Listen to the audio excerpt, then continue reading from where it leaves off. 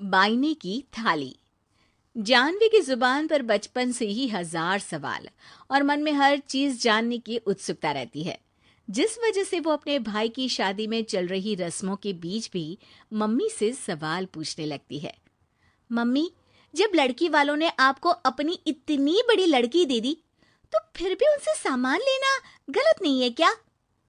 इस पर कोई भी जानवी की बात का जवाब नहीं दे पाता और उसे इग्नोर करते हुए रस्में निभाते रहते हैं। शादी संपन्न होती है और भाभी घर आ जाती है, जिसके बाद जानवी के सवालों का सिलसिला अब भाभी के साथ शुरू होता है। भाभी, मुझे आज तक एक बात समझ नहीं आई।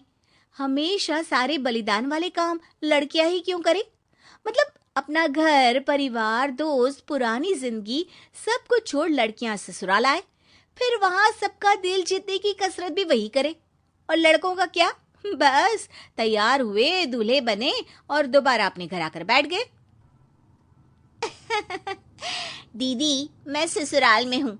जवाब कंट्रोवर्शियल हो जाएगा, इसलिए आप अपने ये दुनिया हिलाने वाले सनसनीखेज सवाल अपने पति से करना। क्या पता वो जवाब दे पाए। भाभी की बात पर हंसते हुए जानवी वहां से चली जाती है। कुछ दिनों बाद उसकी शादी कबीर से हो जाती है। अब ससुराल में कुछ दिन तो जानवी किसी से कोई सवाल पूछे बिना रह लेती है, पर फिर एक शाम दरवाजे पर खड़ी सास को बुजुर्ग भिखारी पर चिल्लाते हुए देख लेती है। अरे मुझे पता है तुम सबके पास खूब पैसा होता है, पर फिर भी हम जैसे शरीफ लोगों को परेशान करना होता है। और फिर जब कोई पैसे ना दे तो तुम उसका खून भी कर देते हो। क्रिमिनल होते हो तुम सबके सब। अब जाते हो यहां से या पुलिस को बुलाऊं? ये सब देख अब जानवी खुद को रोक नहीं पाती। मम्मी, वो आपसे भीख नहीं, खाने की मदद मांग रहे हैं और आप उन पर इस तरह से चिल्ला नहीं सकती। आखिर ये भी तो एक इंसान है, और वो भी आप और मुझसे उम्र में बहुत बड़े। बाकी किसी चीज का नहीं तो कम से कम उनकी उम्र का ही ख्याल कर लीजिए। बहू का ऐसा रूप देख सास को तो जैसे शौक ही लग जाता है। जानवी भिखारी को खाना देकर वहां से भेज देती है, लेकिन इसके बाद से ही सास का उसके प्रति रवैया बदल जाता है। मुझे तो लगा था बहुत शांत बहू लेकर आई हूं, पर ये तो पूरी ज्वालामुखी निकली। अरे इतने दिनों से ये रंग क्या एक भिखारी के सामने अपनी सास की इज्जत उतारने के लिए छुपा कर रखे थे?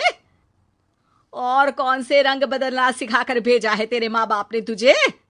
मम्मी जी, रंग का तो पता नहीं, लेकिन मेरे मम्मी पापा ने मुझे हर ढंग में गलत के खिलाफ खड़े होना जरूर सिखाकर भेजा है। बहू का जवाब सुन सास गुस्से में वहां से चली जाती है, जिस पर पीछे खड़ा सब कुछ सुन रहा कबीर जानवी के पास आता है। जानवी, मैं मानता हूं तुमने जो किया अच्छे के लिए किया, पर मम्मी से ऐसे नहीं बोलना चाहिए था। अब उन्हें मनाने की जिम्मेदारी तुम्हारी ही है। पर मैं कैसे? मुझे तो कुछ भी पता नहीं है। तो उसके लिए मैं हूं ना। कुछ दिनों में ही सकट का त्योहार आ रहा है। तुम बस बायने पर मम्मी को देने के लिए एक सुंदर साड़ी ले आना, तुम्हारा काम बन जाएगा। ये कहकर कबीर वहां से चला जाता है, लेकिन व्रत और त्योहारों से अनजान जानवी कंफ्यूजन में वहीं खड़ी रह जाती है, जिस पर वो भाभी को फोन लगाकर सारे व्रत और उनके महत्व समझती है। और उन्हें जानने के बाद वो बायने की साड़ी तो खरीद लाती है, लेकिन इसी के साथ उसके मन में अब नए सवाल पैदा होने लगते हैं। इसी तरह सकट के व्रत का दिन भी आ जाता है। हे भगवान, एक तो सुबह से भूखी, ऊपर से ये सवालों के बुलबुले पेट में उठकर और तहलका मचा रहे हैं। अब क्या करूं, किससे पूछूं? जानवी अपने आप से ये सब बोल ही रही होती है कि सास और कबीर उसके सामने आ जाते हैं। बायने और पूजा की सब तैयारी कर ली? हाँ जी, वो तो कर ली, पर क्या पर? फिर कोई सवाल है? पूछ लो, कहीं पेट में उसे रखे रखे एसिडिटी ना हो जाए। ज्यादा कुछ नहीं, बस पूछना था कि जब ये व्रत बच्चों और दाम्पत्य जीवन की सुख शांति के लिए होता है, फिर इसमें व्रत सिर्फ हम लेडीज ही क्यों रखती हैं? हिस्सेदारी तो दोनों की होती है ना? जानवी की बात सुन इस बार तो सास भी सोचने पर मजबूर हो जाती हैं।